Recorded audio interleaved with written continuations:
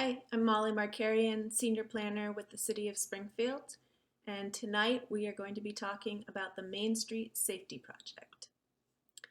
I'm going to start off with a brief project refresher, share where we are with the project, and then review the draft solution toolbox and recommendations that we've developed. I will also highlight key feedback themes we've heard from the community, and then hopefully you've seen in attachment 3 the discussion questions for tonight. But the key question is, do the toolbox and recommendations meet your expectations and direction? We always like to start our presentations with the purpose statement to help remind us why we're all here.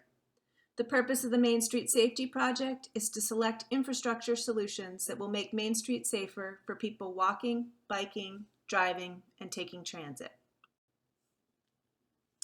Over the past 2+ years, the project team has been refining the recommended solutions based on community input, technical analysis, and City Council feedback. At this stage in the planning phase, we're seeking feedback on draft recommendations to inform preparation of a draft facility plan that will guide future design and construction of safety improvements on the corridor. So what is a facility plan anyway? Well, it pulls together analysis, outreach, and design concepts developed during the planning phase of this project. It is an expression of the community's values. It will become a design framework for project development, detailed engineering, design, and construction. It results in a transportation system plan amendment and leads to design and construction. The next step in the process is drafting this facility plan. So your feedback on the recommendations presented tonight will inform our drafting of the facility plan. This is a reminder of the feedback that we received from the community to identify community priorities, and those informed the project's goals and objectives, which in turn informed the project evaluation criteria and our analysis of possible safety solutions. I'd like to point out that the feedback that we received on the draft toolbox and recommendations is tracking with the input that we received from the community on community values, goals and objectives, and evaluation criteria. The Main Street Safety Project is recommending changes to Main Street to help improve safety and address the specific type of crashes that occur on Main Street.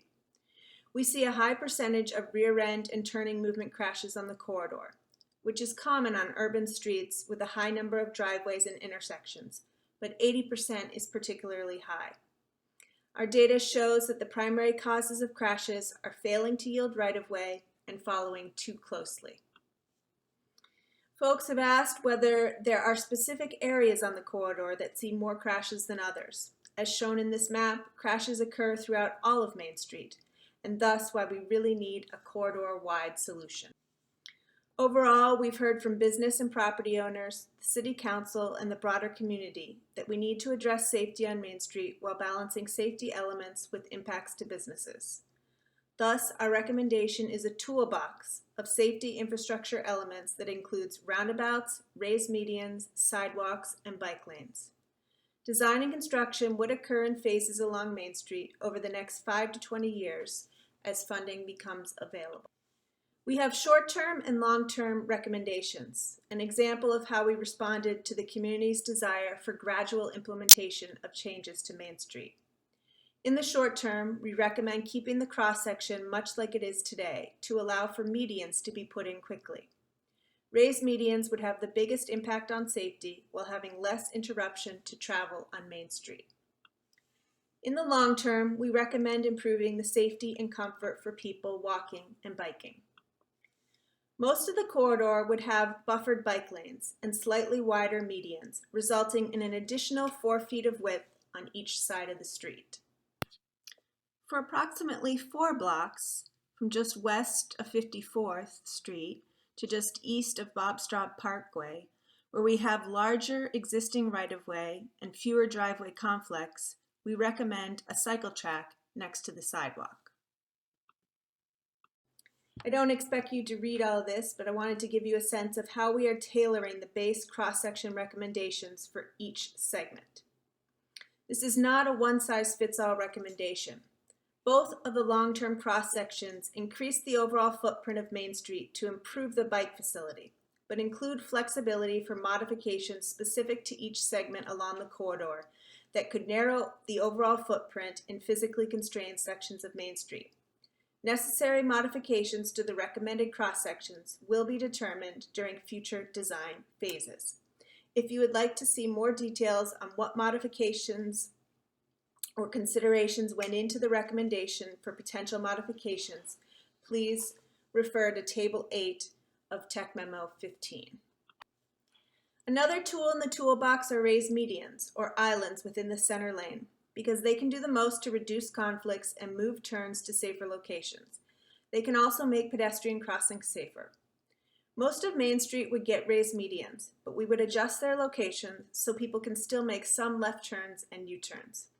We would also phase their implementation in areas with the greatest safety problem and available funding. The toolbox includes flexibility through guiding principles to help meet safety needs and balance impacts to adjacent property and business owners.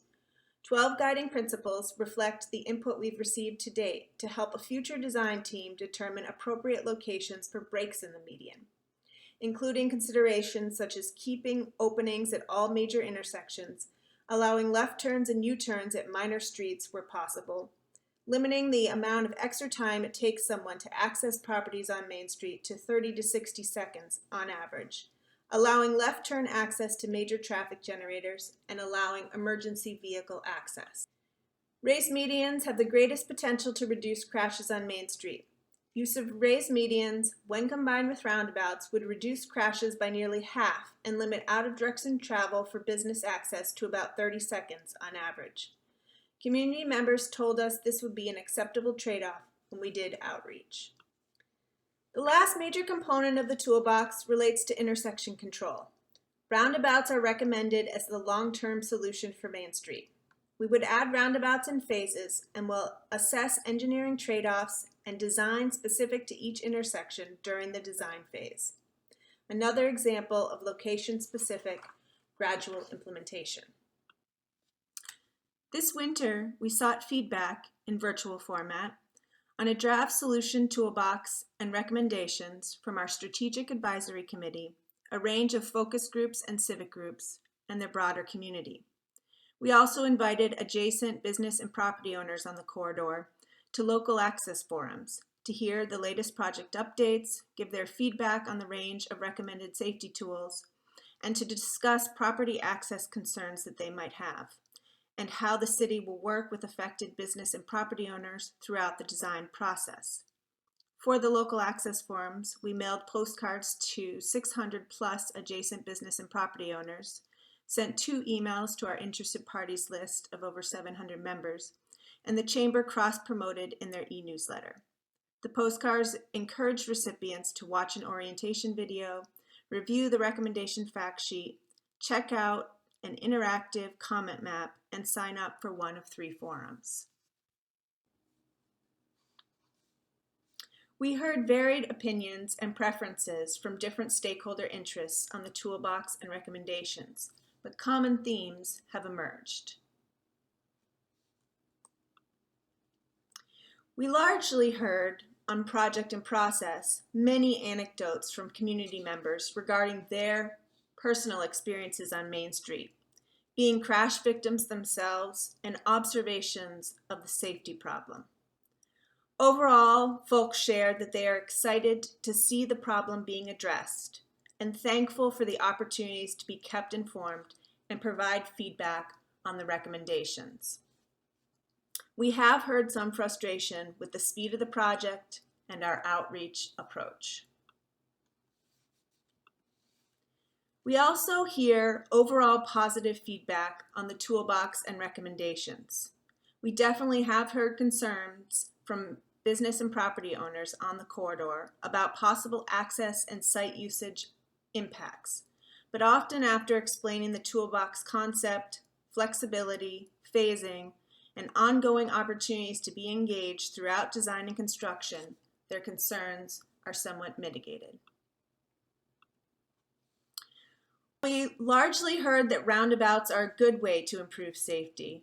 Some have shared observations of people not safely navigating roundabouts on foot or in car in other locations, but acknowledging that it takes time for the public to learn how to safely navigate roundabouts.